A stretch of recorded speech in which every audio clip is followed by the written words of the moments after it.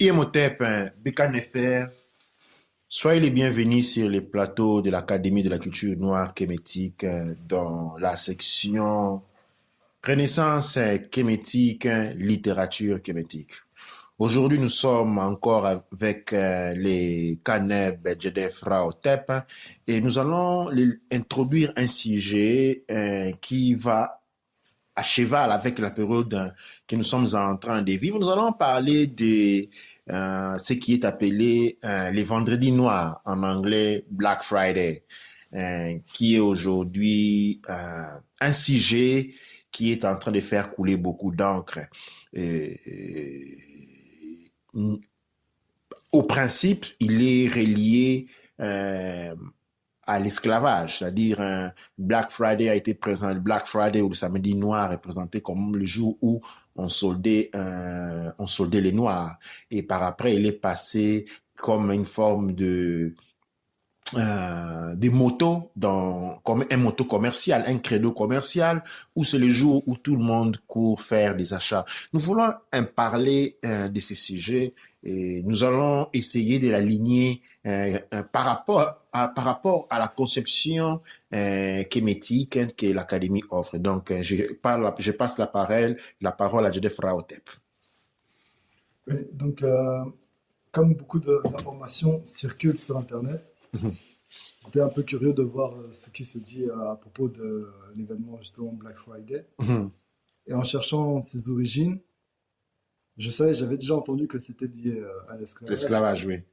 Mais quand j'ai fait cette recherche actuellement, la plupart des sites que j'ai trouvés étaient là pour donner la désinformation par rapport à ce sujet. Donc, ils ont pris le terme Black Friday pour l'introduire dans des événements qui n'ont aucun rapport avec l'esclavage.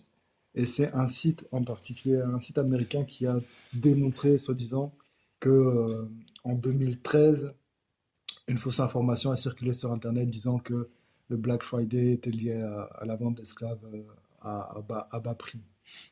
Et dans cet article-là, en fait, on ne découvre aucune nouvelle information car en aucun cas il prend en considération l'information qu'a donnée par rapport à l'esclavage, mais il essaye de contredire dans le sens où il va chercher dans les journaux les premières fois où on a trouvé le mot Black Friday.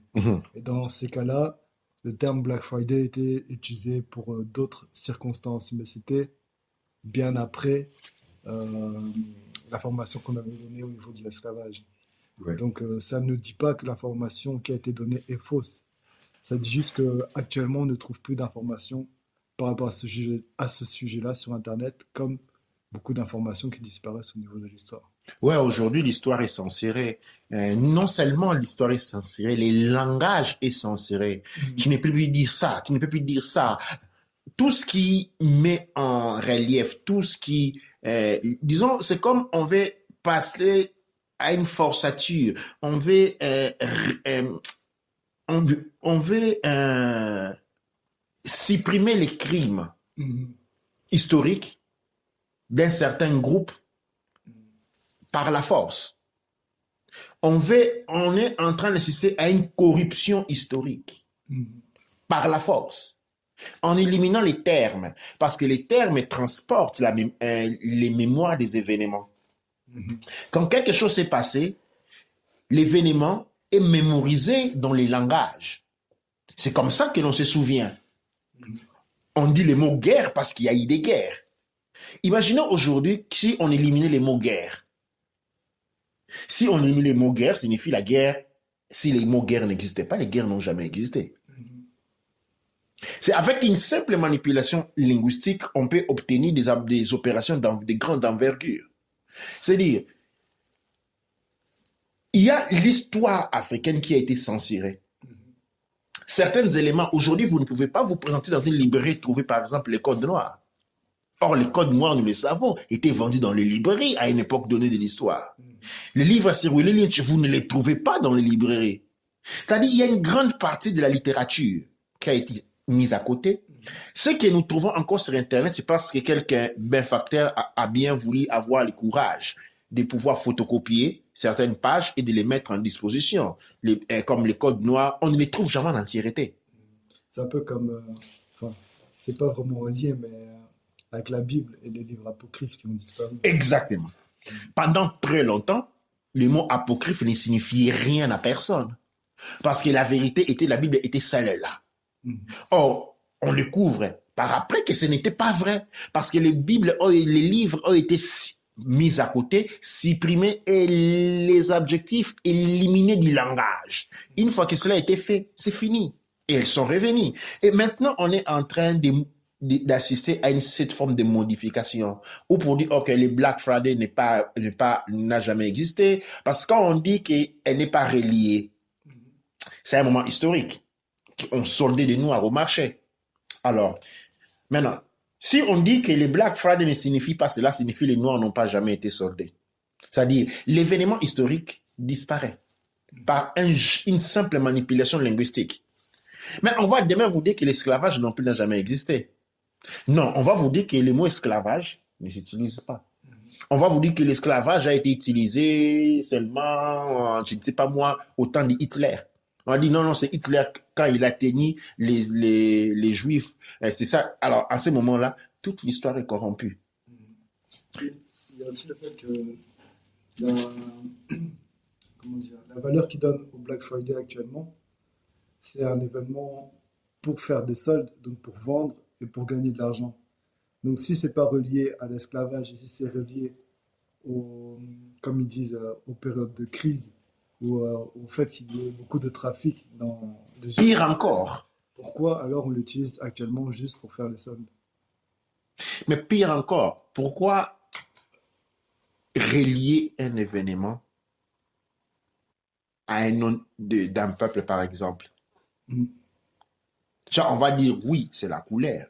Mais attention, la couleur noire ne représente pas la perte. Tu vois? Et là encore, on rentre dans... nous pouvons bien entendu comprendre les connotations. Les connotations sont claires. Dans la culture occidentale, il y a cette connotation à la couleur noire. Mais nous ne pouvons pas nier les liens avec l'histoire. C'est la même chose quand on parle de pique-nique. C'est un mot utilisé. Qu'est-ce que vous faites samedi? Nous allons à un pique-nique. Mais très peu connaissent l'histoire que ça, c'est typiquement aux États-Unis, durant l'esclavage. Ok, les Blancs avaient pour habitude, les samedis, pour se divertir, d'aller prendre un noir, n'importe, prélever un noir, enlever un noir n'importe où, se l'apporter à la campagne et les battre jusqu'à la mort, ou s'il s'agissait d'un homme ou d'une femme, jouer avec elle, violer à répétition en groupe jusqu'à la mort. Et en anglais, on dit to pick the nigger, c'est-à-dire aller prendre un noir. Et cette usance-là a continué et est devenue un diminutif. Dans l'anglais, on a toute cette usance de raccourcir les mots. Pick nigger, pique-nique. Et rentrer dans l'usance audienne. Aujourd'hui, on parle de pique-nique, mais on ne connaît pas l'histoire. Le même phénomène est présent en Australie. En Australie, les jeunes anglais blancs avaient cette culture d'aller prélever, aller rôder autour des réserves, attraper des aborigènes, les violer jusqu'à ce que cela finissait. La même chose aux États-Unis durant l'esclavage. C'était usuel. Ta femme sort, aller au coin, à coin de la rue, il y a une voiture de blancs qui passe, on l'attrape, on la jette de la voiture, on la viole jusqu'à ce qu'ils étaient fatigués. Et puis la femme revenait chez eux, c'était devenu usuel. C'était quelque chose comme ça. Alors, cette mémoire ne peut tout simplement pas être trahie comme ça. Et là, j'ai cité quelques exemples. Mais les mots qui existent, comme le pique-nique aujourd'hui, comme les marchés, les vendredis noirs, et les vendredis qui est déjà représenté dans de la cosmogonie occidentale comme un jour de malchance. Parce que le Christ serait mort le vendredi. Ok, c'est un jour de malchance. Et donc, cette connotation historique est importante à être reconnue, tu vois. Et nous connaissons les habits du monde occidental. Nous les connaissons avec, par exemple, la célébration de, comment on appelle ça aux États-Unis? Thanksgiving. Hein? C'est le jour du massacre des Indiens. Mais souvenons-nous. Quand on parle des massacres des Indiens, la mémoire nous fait des tours. Les Indiens, c'est-à-dire les peaux rouges, sont une race intermédiaire. Les peaux rouges sont les descendants des Noirs et des Asiatiques, se trouvant dans ce territoire-là. C'est-à-dire, comment on peut, si on a éliminé les fils, où sont passés les pères? C'est-à-dire, derrière les massacres des Indiens, il y a aussi le massacre des Noirs. Et cette fête-là est célébrée. Bien des familles des Noirs aux États-Unis s'achètent leur bande dindons pour célébrer le jour où leurs ancêtres ont été éliminés, pour le simple plaisir de faire partie d'une société qui, à la fête, ne vous reconnaît absolument pas. Qui ne vous reconnaît absolument pas. Et souvent dans les mondes noirs, nous nous occupons pas de ce genre de choses. Nous pensons que c'est juste de la littérature. Mais la littérature conditionne les progénitures, détermine. Tout ce qui conditionne, c'est tout ce qui a été écrit. Tout ce qui n'a pas été écrit ne conditionne, n'a pas une forte impact dans le conditionnement. C'est ce qui est écrit, qui conditionne. Et nous devons sortir de cette idée que nous n'accordons pas tellement d'importance à ce qui est écrit à un niveau macro. Et nous retrouvons victimes de notre inattention, de notre désintention par rapport à ces choses. Ceci n'est pas un message de colère, de haine, mais l'histoire ne doit pas être corrompue. C'est-à-dire, si on doit vivre en paix, mais pour qu'on puisse vivre en paix, les vérités doivent être maintenues. Nous ne devons pas vivre dans la paix, n'a rien à voir avec corrompre l'histoire et se raconter des mensonges. Si on n'est pas véridique avec soi, on est faux à la base.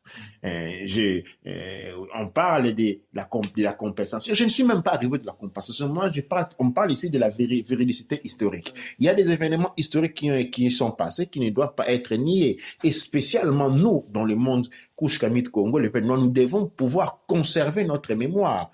On nous parle longtemps de l'esclavagisme qui est une fausse réalité.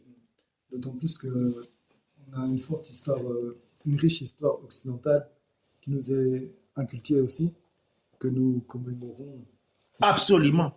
Alors que notre histoire, comme nous n'avons pas pris conscience de l'importance de cette histoire, non seulement elle est oubliée, mais elle est transformée aussi. Donc c'est un effort constant qui est fait du côté occidental pour nous faire oublier cette histoire-là, la ramener à quelque chose qui est réel. Oui, et aucun effort qui est fait de notre part de pouvoir faire quelque chose dans ce sens. Okay. Rétablir. C'est-à-dire, les Asiatiques peuvent dire ce qu'ils font, peuvent dire ce qu'ils veulent dire. On ne peut pas les interdire de dire. Okay. Écoute, les Asiatiques avaient toujours dit que l'Égypte antique était asiatique. Les Européens ont toujours dit que l'Égypte antique était européenne. Les Arabes ont prétendu les mêmes. Cheikh Anta Diop, au siège du Caire, est venu à démontrer que ces gens-là avaient tort. Ok? C'est-à-dire, il a démontré les liens existants entre la civilisation, la culture, la langue égyptienne de l'époque, de l'antique Égypte, et aux civilisations africaines modernes.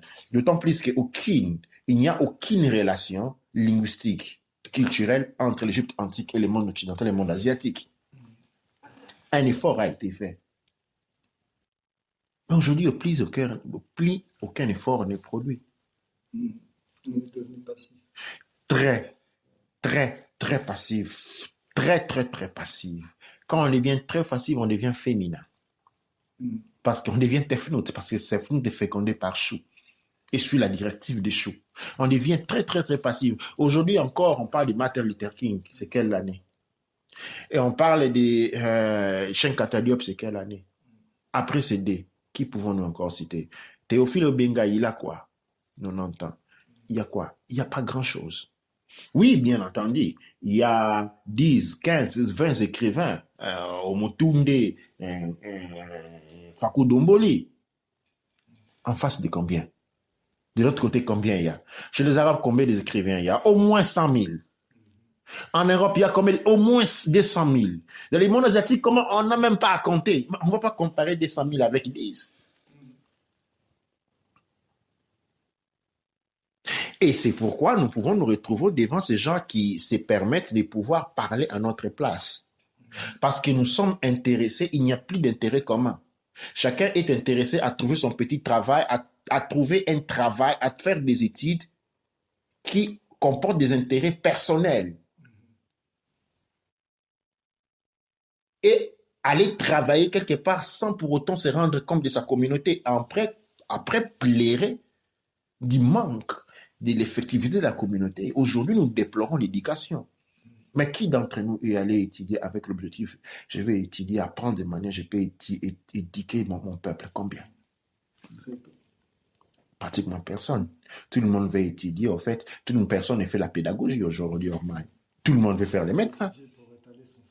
Oh, exactement.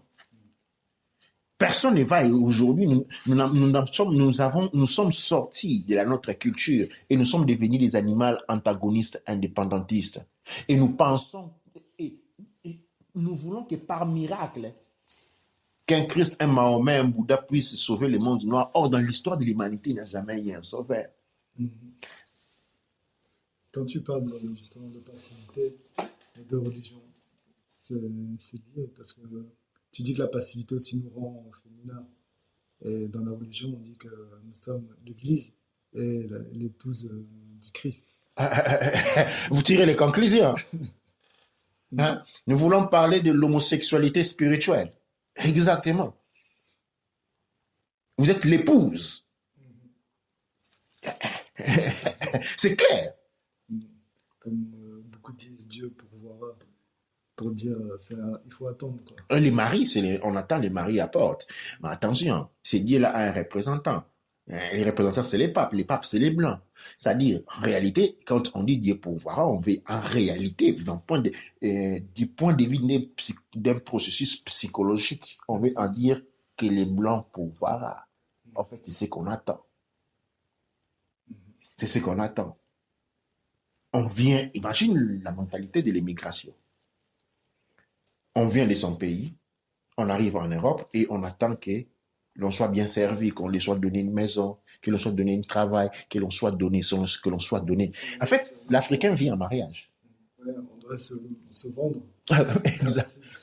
Exactement, écoute, dans le monde déjà, c'est la femme qui va vivre à la maison de son mari, non? Mais quand vous partez de l'Afrique, vous venez vivre ici, vous jouez quel rôle? L'homme de la femme. Et de la conception gréco-romaine, la femme, elle subit. Et la femme, elle subit. Et déjà, on est dans un état de passivité. Quand on n'est pas chez soi, on n'est pas fort.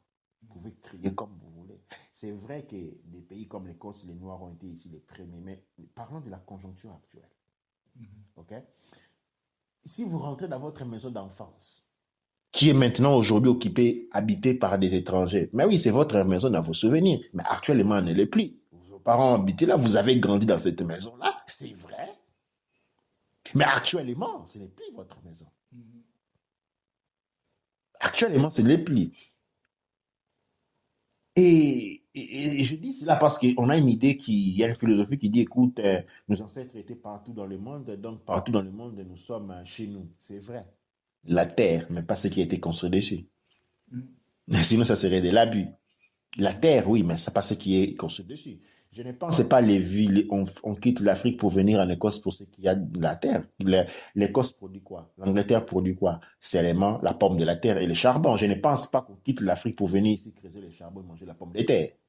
On vient pour ce qui a été construit dessus et ce qui a été construit dessus n'est pas les tiens. Ça a été construit par quelqu'un d'autre. Et oui. Et quand tu viens dans cette maison-là, tu viens comme épouse. Et comme épouse, tu subis les coups, les habits et les requêtes. Et cela part dans l'immigration, dans la conception religieuse, dans la conception de l'étude où on a l'intention, on a la prétention de recevoir de l'autre. Quand on reçoit de l'autre, on devient dépendant de l'autre. Mais quand on est dépendant de l'autre, on est aussi dépendant de ses abus.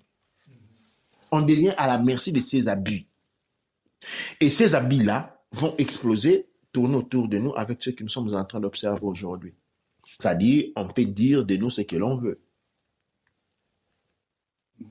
Donc, on peut dire, soyons clairs, on peut dire de nous ce que l'on veut.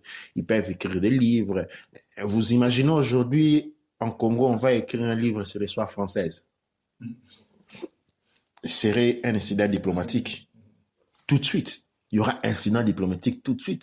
Le chef de l'État congolais sera tout de suite convoqué à l'Élysée pour venir répondre des droits de ce scientifique-là qui s'est permis, ou de ce historien, d'écrire un livre en Afrique parlant de la France. Et le chef de l'État, dès qu'il rentre chez lui, la première chose qu'il va prendre, c'est prendre le monsieur, le foudre en tôle. Si la France ne demande pas que le monsieur, en fait, vienne faire la prison en France, c'est ça la réalité. La France peut exiger qu'un un prisonnier, soit-il congolais ou pas, de venir faire la prison en France. Même un président. Oui, même un président. Mais le contraire n'est pas possible. Alors,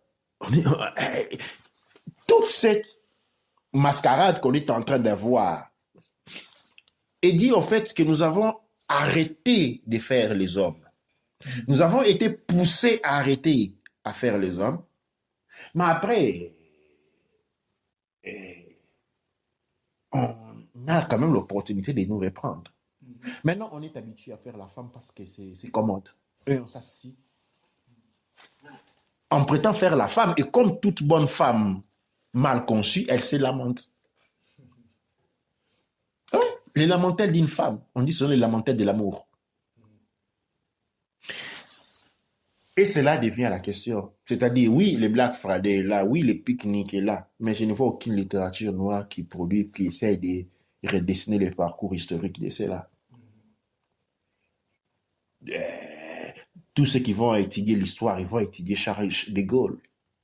Et il n'y a jamais qui se lève les doigts, tiens, pourquoi je dois étudier de Gaulle, pourquoi je n'étudierai pas Shaka Zulu? J'ai dit beaucoup de fois, combien de livres, tout le monde crie, je suis un Lumumbiste, combien de livres sur Lumumba sur le marché? Pour ce qu'il est, il devait avoir des bibliothèques, on devait avoir déjà rempli une bibliothèque sur l'histoire de Lumumba. Sankara, on plaire toujours ça. Combien de livres il y a sur Sankara? En quelles années est-on produite? Je ne pense pas qu'il y en a 20. OK? Et on va continuer. Shaka Zulu, Nzinga. Il n'y a pas un travail pédagogique qui est fait d'ici. Il n'y a pas un travail d'enquête, de recherche historique qui est fait d'ici. L'Afrique a été abandonnée par les Africains. Ce qu'il y a aussi, c'est qu'il y a beaucoup de personnes qui se disent intéressées de faire quelque chose, qui font des initiatives, mais c'est des initiatives qui ne sont pas désintéressées. Comme par exemple, on va dire, surtout aux États-Unis, il y a le mouvement Me Buy Black, par exemple, pour supporter les commerces noirs. Mais beaucoup de personnes qui sont dans ce système-là sont dans une vague d'opportunisme, comme dans le monde calmite en fait, parce que c'est à la mode, donc on se lance dedans pour vendre des produits, mais des produits qui sont pas forcément bénéfiques au peuple, comme par exemple, il y a des gens, je crois qu'il y a une entreprise qui fait maintenant aussi les mèches pour les noirs. Et ils ont la fierté d'être la première entreprise noire à faire ça. Mais c'est pas quelque chose qui est utile pour la communauté, c'est juste une opportunité en fait. L'opportunisme. Et c'est ça aussi, je pense qu'il y a au niveau de la culture. Ouais, c'est-à-dire au niveau de la littérature, ce que j'aime beaucoup dans la littérature, il y a ce qu'on appelle des critiques littéraires. Okay? Des critiques littéraires, par exemple, ce sont des gens qui viennent dénoncer ce genre de comportement. Dans toute démarche culturelle, il y a des bavures. Okay? On ne peut pas dire non, aucune bavure, parce que c'est un parcours, c'est une démarche d'apprentissage. Mais il y a qu'à avoir aussi des critiques littéraires qui vont et dire, écoute, il y a ça. Nathan Kembikoudi, on a eu une proposition de business avec une société de Manchester qui distribue des produits, et puis ils ont boycotté nos produits. À la fin, quand on s'est rendu sur place, on a vu que c'était un magasin africain qui vendait des produits soit dits africains, mais qui sont tous de provenance asiatique. Alors, prenons les produits qui viennent de l'Asie, mettons dans un magasin noir par l'Africain avec un certain décor, et justement, les produits asiatiques qui sont de très mauvaise qualité, et pour cette raison, les prix sont bas. Mais c'est pas évident parce qu'on a que c'est un produit bio, que c'est bio. OK? Faut voir la provenance, c'est tout un titre, toute une série des éléments auxquels nous faisons encore retard à arriver. Pour nous, c'est juste bio quand c'est écrit. Et comme toujours, quand c'est produit par un blanc, c'est plus. Alors, cette business a refusé de vendre nos produits parce que sinon ça ne lui repartait pas beaucoup au profit des produits asiatiques qui ne sont pas bonnes de qualité, qui disent des choses qu'ils ne font pas, mais rapportent beaucoup plus.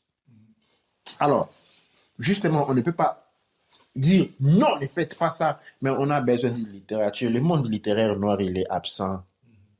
Il n'y a pas de grandes productions, il n'y a pas de livres qui sont produits. Et bien entendu, c'est parce qu'aussi, on n'a pas des maisons d'édition. La production d'un livre coûte. La production des livres coûte.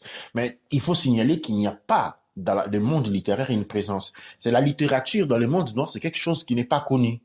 Les gens il faut devenir médecin, tout ça, mais la littérature, parce que la littérature, tu dois présenter la littérature culturelle qui est la tienne. Du moment où on n'a aucun appui de notre culture, du moment où notre culture nous est complètement inconnue, c'est normal que dans le monde de la littérature, il n'y a personne parce que la littérature elle-même n'est pas présente. Et c'est plutôt là que nos efforts doivent être concentrés, développer, prendre conscience de la littérature, parce que sinon, la défaite est consommée définitive. Nous sommes en train d'observer une défaite définitive sur tous les plans. Et qu'est-ce qui reste? Il ne reste plus rien. Bientôt, il ne va plus rester rien. C'est un peu l'échelle de nos valeurs qui doit être reparamétrée. Parce qu'il y a des personnes qui font des efforts dans ce sens-là pour mettre à disposition les travaux des écrivains noirs. Mm-hmm. Mais ce n'est pas ce qui est mis en avant dans les médias déjà, mais même parmi nous, au niveau de la communauté, ce n'est pas des valeurs qui sont importantes que d'être cultivé, on va dire, que d'avoir une culture. C'est plus le divertissement. Ouais, ça, c'est le problème. Tout le monde sait, quand on grandissait, là où les gens ont l'habitude de se divertir, ce sont des niveaux où les gens pas intelligents vont. On sait ça. Quand vous avez dans un quartier où c'est populaire, on dit, là où tout le monde se divertisse, on a les gens les plus rosqués qu'on trouve dans ces genres d'endroits de divertissement. C'est là où on trouve des trafiquants de drogue, etc. Et l'amusement, c'est ça. Le secteur de l'amusement, c'est là où on regorge la criminalité. Et imaginez tout un peuple concentré seulement au niveau de l'amusement. On voit ce que cela produit. Les valeurs découlent de la littérature. La littérature est importante. L'enseignement de cette littérature est important. Et on ne peut pas imposer à des personnes de manière parce que si quelqu'un a grandi dans la rue, c'est la rue. C'est comme ça qu'il s'identifie, c'est comme ça qu'il se reconnaît. Ce qui est plutôt important, c'est un parcours. On doit réaliser les besoins, la nécessité, l'urgence d'éduquer les peuples à travers la culture. Très peu de personnes travaillent là-dessus de manière sincère. Toutes les écoles qui dites culturelles ont un prix. $50 par mois, $30 par mois. Partout on trouve des prix. Je n'en disconviens pas que l'on doit peut-être aussi survivre, mais quand on est en guerre, on ne fait pas ça. Tu vois, on peut être un très grand commerçant, avoir des magasins pleins de nourriture, mais quand les pays rentrent en guerre, on doit passer des commerçants à nationalistes. Et nationaliste, ça signifie mettre tes biens, tes denrées alimentaires au profit, au service de la survie de ce même peuple. Mais imaginez, mais ce qui se passe chez nous, c'est qu'on est en guerre, on est en pénurie, c'est la grande guerre, et tout le monde utilise ce qu'il a comme moyen d'exploitation des autres, parce qu'il n'y a plus rien d'autre, tu vois. Ça, c'est une attitude sur laquelle je fais beaucoup d'appels à nos frères et sœurs et revenir sur là-dessus. L'argent, aujourd'hui, l'argent, demain, n'existera même plus. Dans très peu de temps, en Europe, qu'un accès. Aujourd'hui, maintenant, tout est digitalisé. On n'accepte plus les cash. Il faut acheter par carte.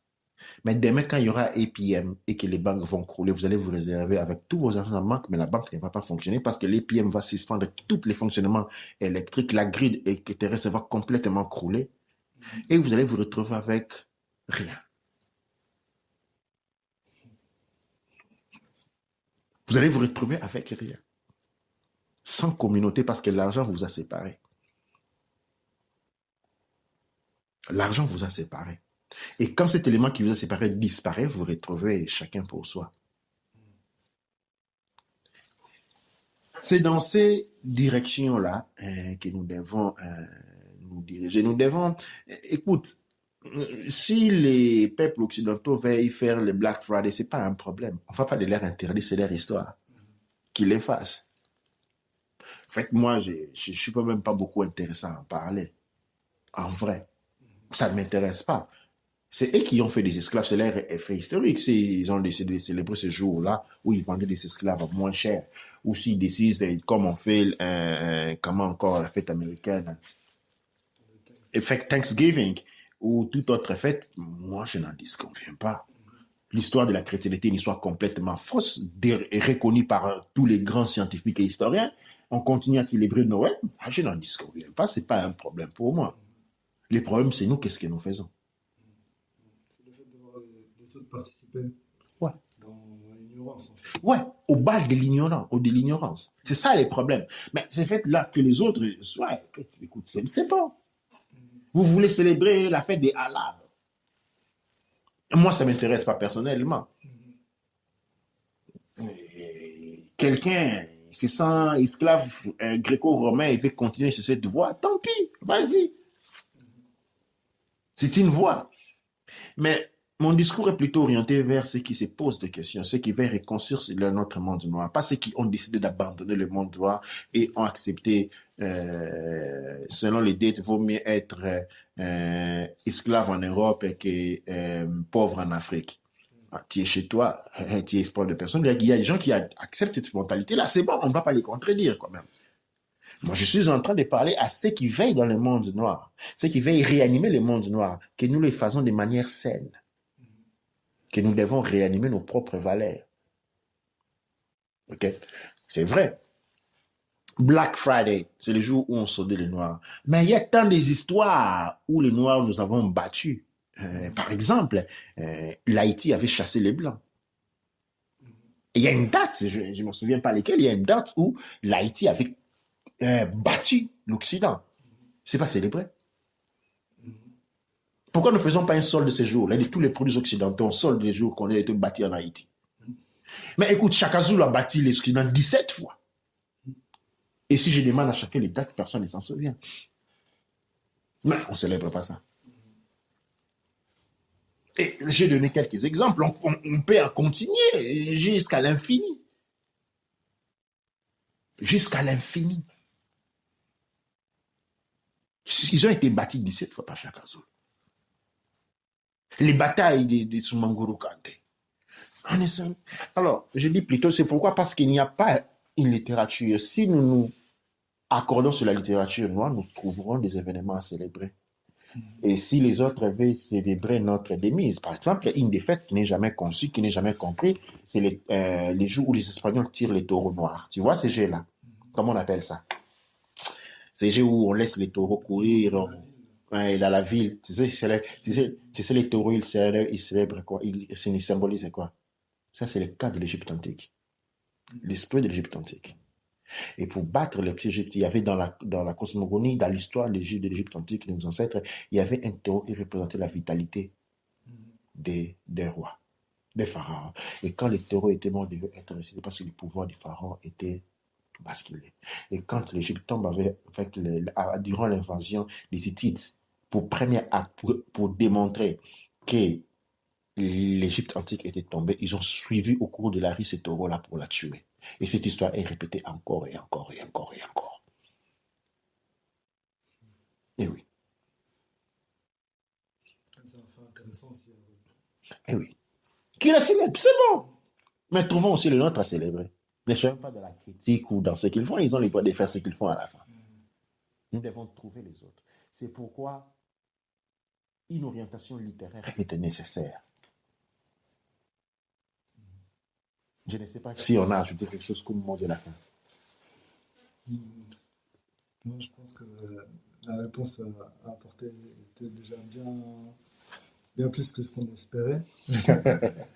Donc, je pense qu'on va réécouter et puis apporter des détails un peu pour confirmer certains événements. Ok. Comme pour l'événement. Enfin, Les Kwanzaa. Le Kwanzaa aussi. Ouais. Nous allons insister dessus, parler, faire beaucoup d'émissions pour instiller l'idée de la croix. Nous allons répéter la répétition sur la mère de la science. On va répéter jusqu'à ce que ça va rentrer. Et on a, c'est la célébration des ancêtres, nous allons répéter. La célébration des reines et rois, nous allons répéter jusqu'à ce que ça rentre. Nous vous remercions pour avoir été avec nous, encore une fois. Dua Necher, Dua Amonora, Dua Neb Ercher.